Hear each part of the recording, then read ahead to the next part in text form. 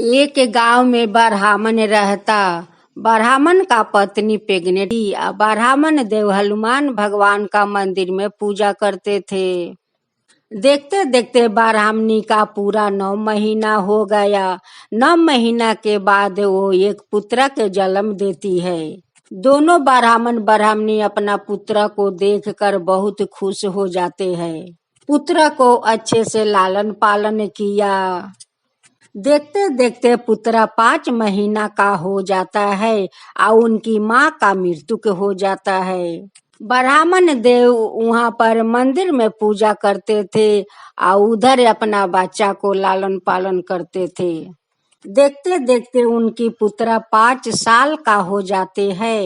एक दिन ब्राह्मण देव भी छोड़कर अपना पुत्र को भगवान का द्वार चल बसे। अब तो ब्राह्मण 5 साल का बच्चा अपना माता पिता का मृत्यु के कारण से रोता भी लगता है। अब तो वो बच्चा को रोते बिलखते देखकर हनुमान जी के तो देखा नहीं जाता है।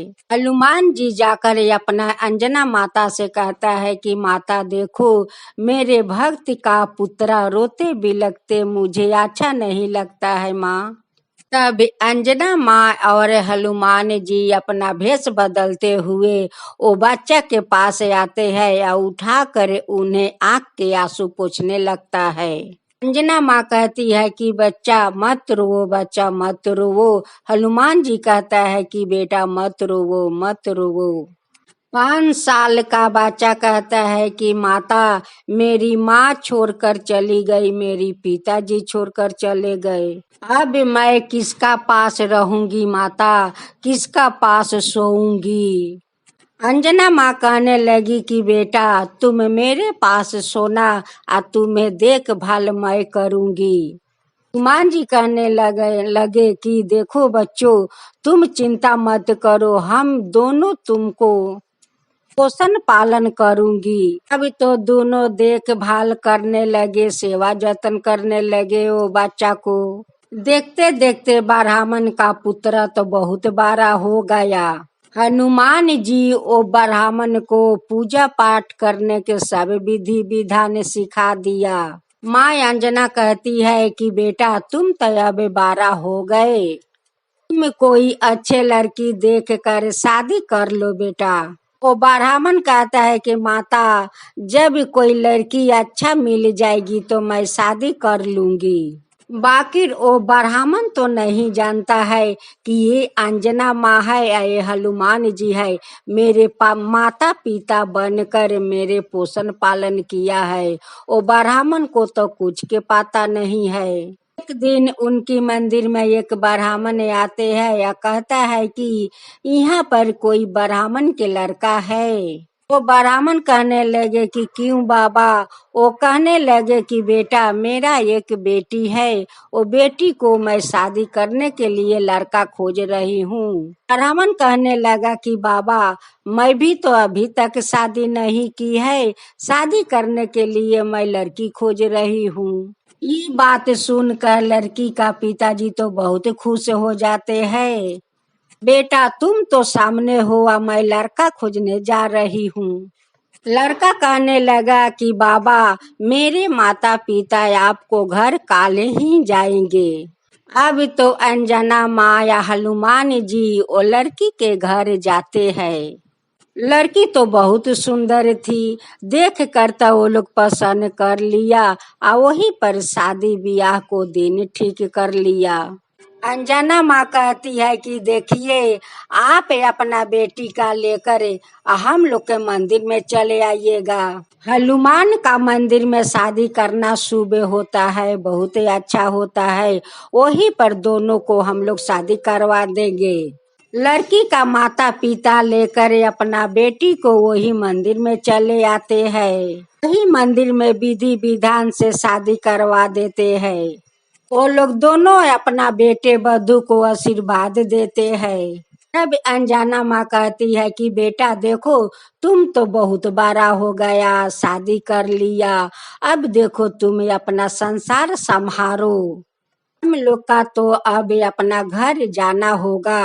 मैं तो तुम्हारा माँ को मैं बहन हूँ, हमें अपना घर जाना होगा बेटा। हाँ, अंजना तो चली गई। ब्राह्मण को 2-3 महीना शादी को हो गया, तब उनकी पत्नी प्रेग्नेंट हो जाती है। जब उनकी पत्नी का 9 महीना हो जाता है तो 9 महीना का बाद 2 पुत्र को जन्म देती है। वो भी दोनों बेटा का नाम रखती है रिधे और सीधे। दोनों ब्राह्मण ब्राह्मणी अपना पुत्र को बहुत अच्छे से लालन पालन करने लगे। देखते देखते दोनों पुत्र 5 साल का हो गया। जब उनकी पिताजी पूजा करने बैठता तो दाएं बाएं दोनों उनकर पुत्र बैठ जाता।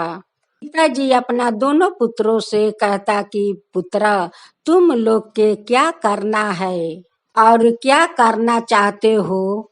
रिद्ध कहता है कि पिताजी, मैं तो आपका जैसे बनना चाहती हूँ, भगवान का सेवा करना चाहती हूँ। सिद्ध कहता है कि पिताजी, मैं तो उड़ना चाहती हूँ। पिताजी कहने लगा कि सिद्ध बेटा, उड़ने के लिए तो बहुत पढ़ा लिखा करना होगा।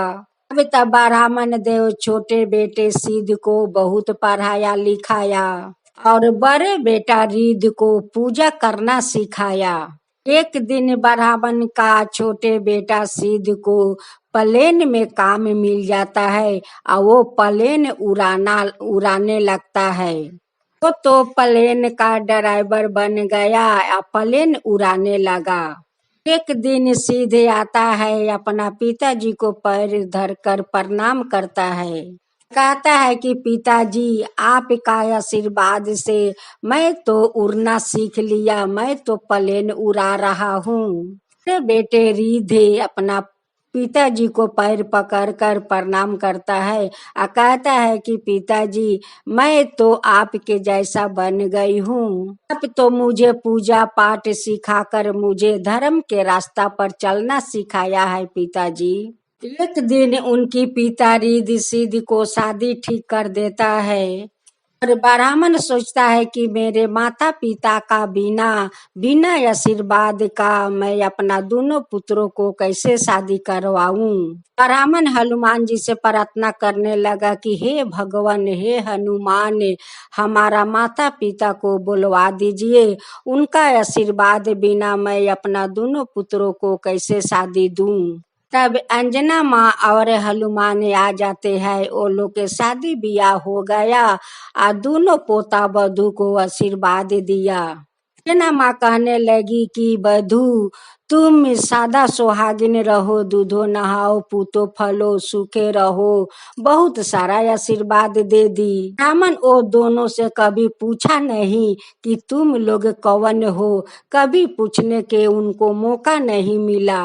ब्राह्मण कहने लगा कि अच्छा माता पिता, आप लोग कौन हो, कहाँ से आए हो, हमें तो आज तक पूछने का मौका नहीं मिला, बाकी आज मैं आपसे पूछती हूँ। हाँ, अंजना और हनुमान जी अपना रूप में प्रकट हो जाते हैं। अब तो ब्राह्मण का बेटा बहू सब लोग माँ अंजना या हनुमान जी के पैर पकड़ कर और उन्हें प्रणाम करते हैं, कुटी कुटी धन्यवाद देते हैं और कहते हैं कि भगवान, आप मेरे पिता बनकर हमारा पोषण पालन किया। माँ अंजना, आप हमारा माँ बनकर हमें पोषण पालन किया। हमारा कितना सौभाग्य अच्छा है माता कि आप मेरे माता बनकर पोषण पालन किया। ऐसा सौभाग्य किसका है माता, किसी को तो नहीं है। आप जैसे माता पिता अगर अपना संतान का पोषण पालन करे तो वो संतान अपना सही रास्ता पर और धर्म के रास्ता पर चलेगा। लोग का तो माँ अंजना हनुमान जी का दर्शन भी हो गया। लोग कहने लगा कि आप जैसा माता पिता पाकर तो मैं बहुत धन हो गया, बहुत धन हो गया। तो लोग दोनों आदमी अंतर ध्यान हो जाते हैं। हे अंजना माँ, हे हनुमान, जैसे वो ब्राह्मण का पुत्र को माता पिता बनकर पोषण पालन किया और वो लोग पर अपना आशीर्वाद दिया, सही सब लोग पर आशीर्वाद कीजिए और सब लोग का आशीर्वाद दीजिए। अंजना माँ की जय हो, हनुमान जी की जय हो।